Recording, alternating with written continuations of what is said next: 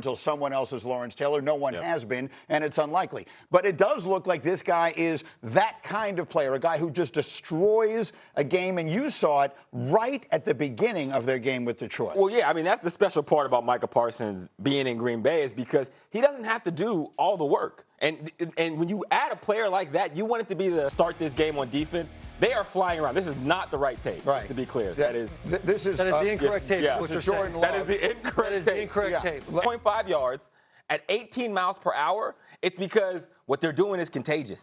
And with Micah Parsons, with a defense like that, he can do what he's great at, which is just go find the ball. And what you were saying, too, what you're seeing defensively, enthusiasm, effort, relentless effort. And then when you add Micah Parsons to it, this is not new life. This is more life with Micah Parsons. You might think it's a mistake. Like you might think it's a mistake to compare him to Lawrence Taylor, but at this stage of his career, statistically, Micah Parsons is there. He played 29 snaps against the Detroit Lions. He caused 3 pressures and a sack. And on one of those pressures, Jared Goff throws an interception. Yeah. The dude is playing loose, and wait for him to get comfortable. What's it going to look like when he plays 90% of snaps? What's it going to look like when he's healthy and he's rocking with this team? That's what's going to be dangerous for Packers. You look around the Green Bay Packers franchise, and everyone's excited. Should people be getting up on Sunday mornings and taking communion to a statue of Micah Parsons? I don't know if that is the case just yet. But when you bring a guy like that into the building, you have a guy like Rashawn Gary who's on the other side, who is now going to fall into the shadows of everything. He's going to elevate the play of every enthusiasm. Getting a wide receiver in the first round. People are excited about the Green Bay Packers because they should be excited about the Green Bay Packers. That's what it is. How much does he play tonight will be a huge storyline because you're going against Washington. Washington's backbone, their foundation of their offense is no huddle. They ran no huddle more than anybody in the NFL last year. In week 1 last week, 36 snaps of no huddle, 254 yards and 3 touchdowns. So how much can he actually play? Does he get tired? They're going to make him run sideline to sideline. Does he have to tap out and then, okay, he can't get back on the field? Now, I think the second thing is you now got 2 people you got to pay attention to eyes-wise. It's Jaden Daniels and it's Deebo Samuel. And when they have both of those guys on the same field, it frees up everything else. This is that 4x1. You get pullers, and now look at how many defenders are left because they have vision on a Deebo Samuel or vision on a Jaden Daniels. That frees up so much for everybody else offensively. So this is happening in no huddle. So you've run 4, 5, 6, 7 snaps in a row. They're going at the line of scrimmage. You got to pay attention to Jaden Daniels. You got to pay attention to Deebo Samuel. How much are you shifting side to side? And now the defense maybe commits a little bit more to somebody that's not Deebo or not Jaden. And then that frees up free access for the pass game and allows your quarterback to get outside of the pocket, and Micah's no longer a threat. So for tonight, Packers fans, how much is Micah able to play? Does he get tired? How much is he running sideline to sideline? And can they actually get to 3rd and 5?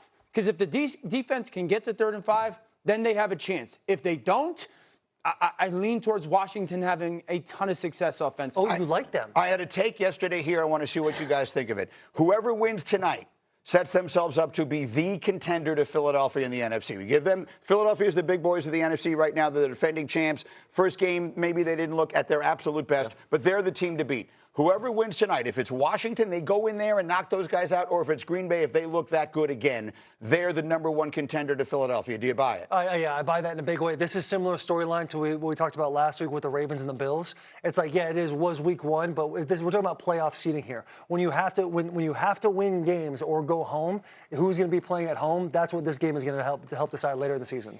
Yeah, I think we're obviously going to be talking about both these teams in the playoffs. We're going to get through the season, and this game could be a deciding factor who's going to have a home game, who's going to have some home field advantage. So I very much expect them. Completely agree. I think the Packers are further along right now than the Washington Commanders when I looked at the film, both offensively and defensively. Fair enough. The Commanders went further along in the playoffs last year, quite literally, to everyone's surprise, and they've got the quarterback back. There's one more thing I want from Shefty this morning. The story that I have said, Shefty, all offseason long was the most fascinating to me was Travis Hunter and his quest to become the first true both-ways player in the NFL that we've seen in generations. Last week we saw what he did. He played mostly on offense, a little tiny bit on defense. They're going up against Cincinnati this week with those great receivers. What do we know of the plan for Travis Hunter? Liam Cohen, the Jaguars head coach, said yesterday that Hunter's going to play more defense this week, and that's really part of the Jaguars' plan all along. Last week, as you mentioned, full-time receiver, situational defensive back. In this particular game, when you go up against Jamar Chase and T. Higgins and the wideouts in Cincinnati. You want all the defensive reinforcements you can get. So they're going to use them more this week on the defensive side of the football. And this is going to be a week-to-week decision for the Jaguars in how to deploy Travis Hunter. There'll be weeks where they play the Bengals where they're going to want to use him more at defensive back. There'll be weeks where they want to play him at wide receiver. Now, Liam Cohen loves his receivers, so you always slant towards receiver, but Travis Hunter is going to get plenty of use on both sides of the football. So this fascinates me because Rex Ryan was here on Monday, as he always is, and expressed a concern that if you try this hard to get both from a player, you're going to wind up getting neither. You're going to wind up getting sort of average play on both sides. And you, I thought, made a really good point in our meeting this morning. You might just say, oh, go out there and play defense this week. But there's a lot more than just run out onto the field and cover a receiver. Yeah, it's what do you want Travis Hunter to be? Do you want him to be an explosive player for you on offense, or do you want him to be a lockdown corner on defense? I'm not concerned with his capacity to do it. I think he could play at a very high level on both sides of the ball. I'm more concerned about what responsibility comes with it. Because defensively, if you're juggling both jobs, defensively, it's like, do you dumb it down? Do you keep it simple so that way he can shadow your best receiver all game or their best receiver all game?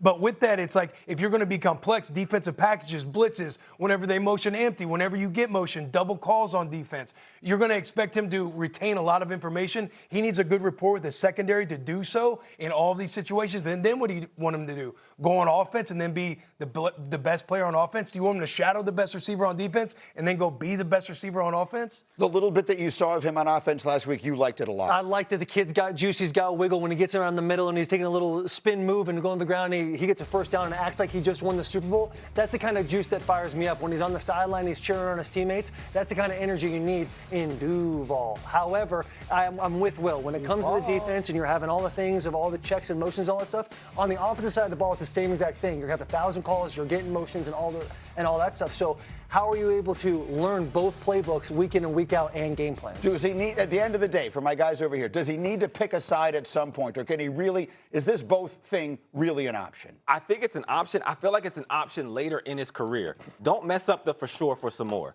And that feels like what the Jaguars are doing right now, because it does take a certain amount of reps to get really good at defense. It takes a certain amount of reps to get really good at offense. Talent is one thing. What you're born with, what you walk out of the hospital with is one thing. To be good in the NFL, it takes you seeing something a million times in meetings, in film, on the field, in practice. And if he's splitting it, it's going to take longer to get to that quote-unquote critical mass point. Play him on offense because he's going to help your quarterback play better. And then on defense, listen, he's 3rd and 7. Go cover that guy. And if those things are an option, then maybe that's the way to do it, one way or another. I think that is a legitimate fear. I would love to see this thing work. But if you're trying to do too much, then maybe you wind up getting almost nothing. Cover 2. As we continue, as the league caught up to Kansas City, you're going to hear an NFL legend say that Patrick Mahomes has lost the one thing that made his team great. Don't miss it. It's fascinating. Plus, we're just 1 week in. But do the Cowboys already have a problem with their new star receiver? You'll see it as we continue next. Just getting revved up. It's Get Up on ESPN.